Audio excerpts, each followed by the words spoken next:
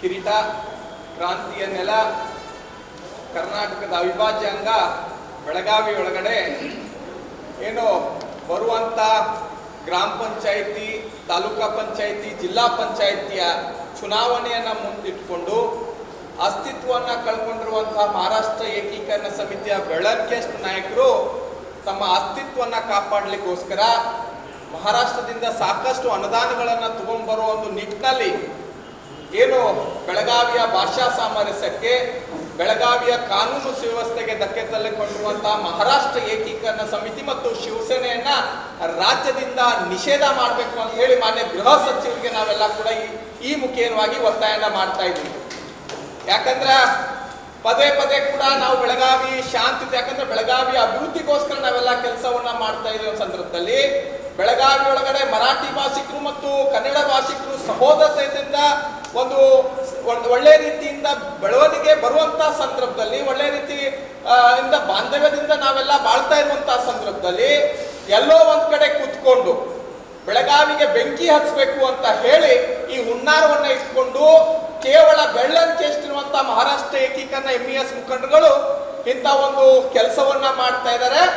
ಯಾಕೆ ಸರ್ಕಾರ ಇಂಥವ್ರ ಮೇಲೆ ಕಠಿಣ ಕ್ರಮವನ್ನ ತಗೊಳ್ತಾ ಇಲ್ಲ ಅನ್ನೋದು ನಮಗೆ ಯಕ್ಷ ಪ್ರಶ್ನೆ ಕಾಡ್ತಾ ಇದೆ. ಅದ್ರ ಜೊತೆ ಸ್ಥಳೀಯವಾಗಿ ಜನಪ್ರತಿನಿಧಿಗಳು ಯಾರು ಕೂಡ ಇದ್ರ ಬಗ್ಗೆ ಮಾತಾಡ್ತಾ ಇಲ್ಲ.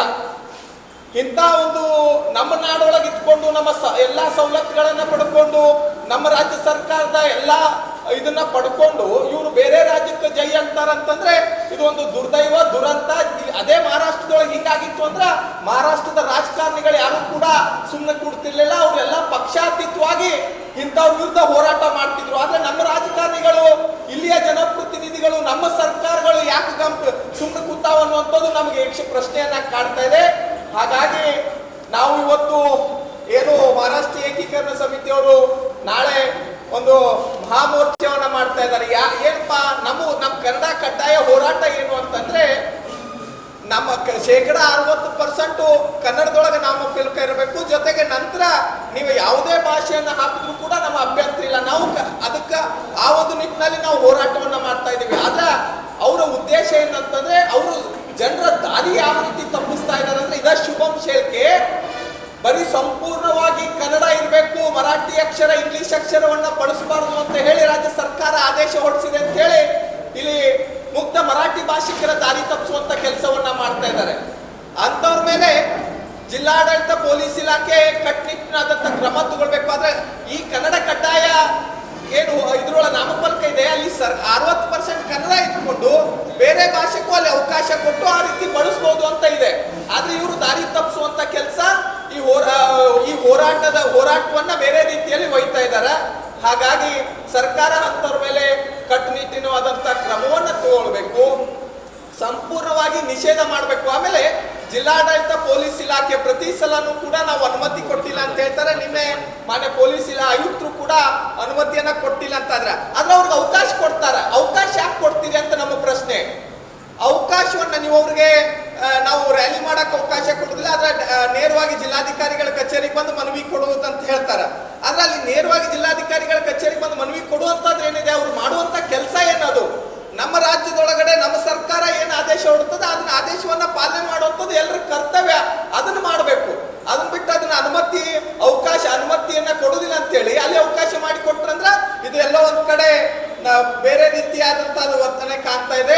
ಹಾಗಾಗಿ ನಾವು ಇಲ್ಲಿಯ ಜನಪ್ರತಿನಿಧಿಗಳಿಗೆ ಮತ್ತು ಇಲ್ಲಿಯ ರಾಜ್ಯ ಸರ್ಕಾರಕ್ಕೆ ಒತ್ತಾಯನ ಮಾಡ್ತಾ ಇದೀವಿ. ಜಿಲ್ಲಾಡಳಿತ ಯಾವುದೇ ಕಾರಣಕ್ಕೂ ಇಂಥವ್ರಿಗೆ ಅವಕಾಶ ಮಾಡಿಕೊಡಬಾರ್ದು. ಒಂದ್ ವೇಳೆ ಅವಕಾಶ ಮಾಡಿಕೊಟ್ಟಿದ್ದೆ ಆದಲ್ಲಿ ನಾವು ಕೂಡ ಕರ್ನಾಟಕ ರಕ್ಷಣಾ ವೇದಿಕೆ ನಾಳೆ ದಿವಸ ನಾವು ಅಲ್ಲಿಂದನೇ ಒಂದು ಕನ್ನಡ ಕಡ್ಡಾಯಕ್ಕಾಗಿ ಸ್ವಾಭಿಮಾನದ ರ್ಯಾಲಿ ಮಾಡುವುದ್ರ ಮುಖೇನವಾಗಿ ಮಹಾರಾಷ್ಟ್ರ ಏಕೀಕರಣ ಪುಂಡರಿಗೆ ತಕ್ಕ ಪಾಠವನ್ನ ಕಲಿಸ್ತೀವಿ. ಜೊತೆಗೆ ಕೆಲವೊಂದು ಪತ್ರಿಕೆಗಳಲ್ಲಿ ಕನ್ನಡಿ ಗುಂಡಾಗಳಂತ ಬರೀತಾರ, ಕನ್ನಡ ಭಾಷೆ ಸಹೋದರ ರೀತಿ ಎಲ್ಲ ಇರ್ತೀವಿ ಅಂತಾರ, ಮತ್ತೊಂದು ರೀತಿಯಾಗಿ ಬೇರೆ ರೀತಿಯಾಗಿ ಅಲ್ಲೇ ಪದವನ್ನ ಬಳಸ್ತಾರ.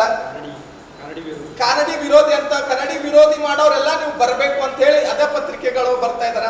ಇಂಥ ಪತ್ರಿಕೆಗಳಿಗೆ ನಮ್ಮ ಸರ್ಕಾರದವರು ಅನುದಾನವನ್ನ ಕೊಡ್ತಾರ, ಜಾಹೀರಾತುಗಳನ್ನ ಕೊಡ್ತಾರ. ಯಾರು ನಮ್ಮ ರಾಜ್ಯದ ವಿರುದ್ಧ, ನಮ್ಮ ಸರ್ಕಾರದ ವಿರುದ್ಧ, ನಮ್ಮ ಜಿಲ್ಲಾಡಳಿತದ ವಿರುದ್ಧವಾಗಿ ಯಾರಾದ್ರೂ ಬರೀತಾ ಇದ್ದಾರೆ ಅಂಥವ್ರಿಗೆ ನೇರವಾಗಿ ಅನುದಾನ ಆಗಿರ್ಬೋದು, ಜಾಹೀರಾತುಗಳನ್ನ ನಾವು ನಿಲ್ಲಿಸಬೇಕು ಅಂತ ಹೇಳಿ ಒತ್ತಾಯನ ಮಾಡ್ತಾ ಇದ್ವಿ. ಯಾಕಂದ್ರೆ ಅವ್ರ ಮುಖೇನವಾಗೇನೆ ಈ ಭಾಷಾ ಸಾಮರಸ್ಯಕ್ಕೆ ದೊಡ್ಡ ಒಂದು ಉರಿಯುವಂತ ಬೆಂಕಿಗೆ ತುಪ್ಪ ಸುರಿಯುವಂತ ಕೆಲಸವನ್ನ ಮಾಡ್ತಾ ಇದ್ದಾರೆ. ಹಾಗಾಗಿ ನಾವು ಕೂಡ ಎಲ್ಲ ಒತ್ತಾಯನ ಮಾಡ್ತಾ ಇದ್ವಿ. ಕರಾಳ ದಿನಾಚರಣೆ ಆಗಿರ್ಬೋದು, ನವೆಂಬರ್ 1ನೇ ತಾರೀಕು ಕೂಡ ಇವರು ಕರಾಳ ದಿನಾಚರಣೆಗೆ ಅವಕಾಶ ಕೊಡುವುದಿಲ್ಲ ಅಂತ ಹೇಳಿ ಅವಕಾಶ ಕೊಟ್ಟರು. ಇಲ್ಲಿ ಚಳಿಗಾಲದ ಅಧಿವೇಶನ ನಡೆಸುವಂತ ಸಂದರ್ಭದೊಳಗಡೆ ಮಹಾಮೇಳವನ್ನ ಮಾಡ್ತಾರೆ. ಇಂಥ ಸಾಕಷ್ಟು ನಿನ್ನೆನೂ ಕೂಡ ಮಹಾರಾಷ್ಟ್ರ ಸರ್ಕಾರ ಅವ್ರಿಗೆ ಮಂಗಲಾರತಿ ಮಾಡಿದೆ. ನಾಚಿಕೆ ಆಗ್ಬೇಕು ಮಹಾರಾಷ್ಟ್ರ ಏಕೀಕರಣ ಸಮಿತಿಯವ್ರಿಗೆ, ಶಿವಸೇನೆ ಅವ್ರಿಗೆ.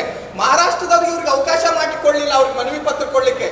ಇದು ನಿಜವಾಗ್ಲೂ ನಾಚಿಕೆ ಆಗ್ಬೇಕು. ಇನ್ನಾದ್ರೂ ಅರ್ಥ ಮಾಡ್ಕೊಂಡು ಕರ್ನಾಟಕದೊಳಗಡೆ ಕನ್ನಡಿಗರಾಗಿ ಬದುಕಬೇಕು ಅಂತ ಹೇಳಿ ನಾವು ಈ ಮುಖ್ಯವಾಗಿ ಅವ್ರಿಗೆ ಎಚ್ಚರಿಕೆಯನ್ನ ಕೊಡ್ತಾ ಇದೀವಿ. ಇನ್ನು ನಿಮ್ಮ ಪುಂಡಾಟಿಕೆಯನ್ನ ನಾವು ಸಹಿಸುವುದಿಲ್ಲ ಯಾವುದೇ ಕಾರಣಕ್ಕೂ. ಪದೇ ಪದೇ ಇಂಥ ರ್ಯಾಲಿಗಳನ್ನ ಮಾಡಿದ್ರೆ ಬೆಳಗಾವಿಯ ಕಾನೂನು ಸುವ್ಯವಸ್ಥೆ ಹದಗೆಡ್ತದ. ಕರ್ನಾಟಕ ರಕ್ಷಣಾ ವೇದಿಕೆ ಕಾರ್ಯಕರ್ತರು ಯಾರು ಕೂಡ ಕೈಗೆ ಬಳೆ ಹಾಕೊಂಡು ಕೂತ್ಕೊಂಡಿಲ್ಲ. ಇಂಥ ಪುಂಡ್ರಿಗೆ, ಇಂಥ ಗುಂಡಾಗಳಿಗೆ ನಾವು ಏನು ಉತ್ತರ ಕೊಡಬೇಕು ಅನ್ನುವಂಥದ್ದು, ಯಾವ ರೀತಿಯಾಗಿ ನಾವು ಪಾಠವನ್ನ ಕಲಿಸ್ಬೇಕು ಅನ್ನುವಂಥದ್ದು ಗೊತ್ತಿದೆ. ಹಾಗಾಗಿ ಸರ್ಕಾರ ಇಂಥದನ್ನೆಲ್ಲ, ಈ ಹೋರಾಟಗಳ ಗಂಭೀರತೆ